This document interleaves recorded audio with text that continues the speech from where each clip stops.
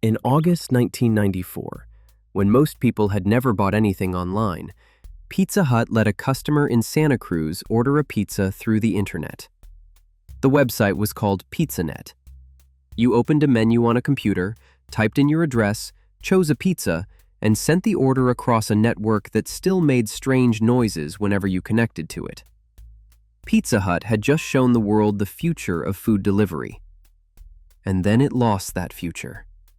32 years later, in June 2026, Yum Brands agreed to sell Pizza Hut in two transactions worth $2.7 billion. The deal had not yet closed when this story was written, but the message was already brutal. The company that helped invent online pizza ordering no longer fit comfortably inside its own parent company. The obvious explanation is that Pizza Hut missed the internet.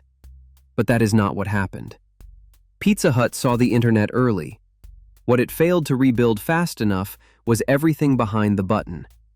To understand why, go back to Wichita, Kansas, in 1958. Brothers Dan and Frank Carney opened a small pizza restaurant. A franchise followed within a year. Then, in 1969, Pizza Hut introduced the building that would define the company. A low, angular red roof that looked unlike almost anything else beside an American road. By 1971, Pizza Hut said it had become the leading pizza chain. And the roof was not just a logo made out of wood. It was a business model. The classic Pizza Hut was a destination. Families slid into dark booths. Teams arrived after games. Kids collected reading rewards. There were red plastic cups, pan pizzas, table service, and enough time between ordering and eating for the restaurant to feel like an event. That experience was hard to imitate because it lived inside a building. Pizza Hut did not merely sell dinner. It owned a recognizable place where dinner happened. For years, that was an advantage. Then the most important pizza occasion began moving somewhere else. The customer no longer needed pizza night to feel like a restaurant visit. Pizza could arrive during a movie, a football game, a late shift, or a night when nobody wanted to cook. The product was the same circle of dough and cheese, but the job it performed had changed. Pizza was becoming a convenience system. Pizza Hut noticed. PizzaNet proves it.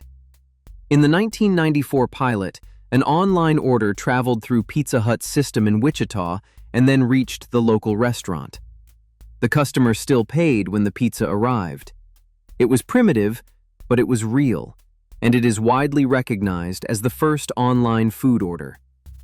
The strange part is that Pizza Hut treated the internet like a new doorway into the existing company. Its most important rival treated the internet like a reason to redesign the company. Domino stores were built primarily for delivery and carryout. They generally did not need large dining rooms, table servers, salad bars, or expensive destination buildings. Their job was narrower. Take an order, make it consistently, and move it out the door. In 2008, Domino's connected that machine to customers with Pizza Tracker. At more than 3,200 U.S. stores using its Pulse computer system, people could watch an order move from preparation to oven to box to delivery. That little progress bar did something more important than entertain hungry customers. It turned the restaurant into visible software. Then Domino's attacked the product itself. In 2010, it publicly admitted that customers had compared its old pizza to cardboard, changed much of the menu, and brought its e-commerce technology in-house. U.S. same-store sales jumped 9.9% that year, and the company passed $1 billion in cumulative U.S. online sales. By 2025, Domino's said more than 85% of its U.S. retail sales came through digital channels. It reported leadership in both delivery and carryout. Domino's did not win because it had a prettier app. It won because the app sat on top of a store, menu, labor model, data system, and franchise network designed to do the same job. Pizza Hut had a different problem. It was becoming two restaurants under one roof. One Pizza Hut wanted customers to sit down, order drinks, add side dishes, and turn dinner into an occasion. The other wanted customers to tap a screen, find a deal, collect a box, and leave, or never enter the building at all.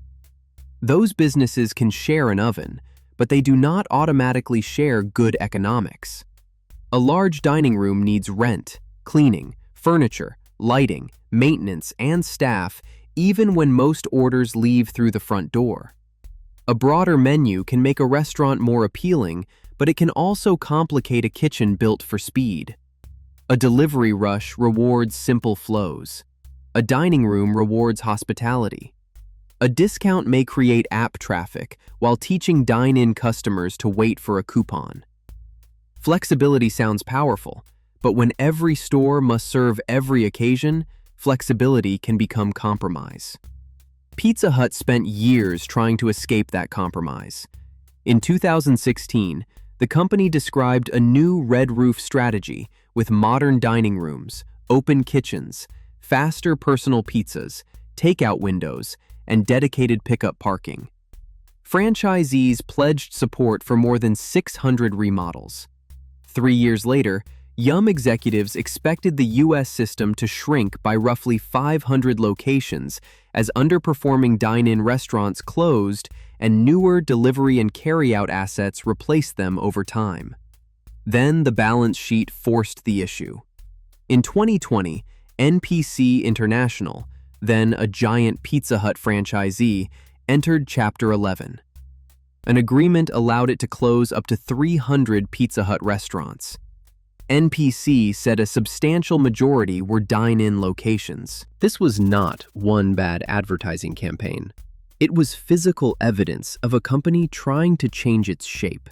And because more than 99% of Pizza Hut restaurants were franchised by the end of 2025, the transformation could not happen with one decision from headquarters. Thousands of operators had leases, loans, local markets, old equipment, and different amounts of money to invest. Software can update overnight. Real estate cannot.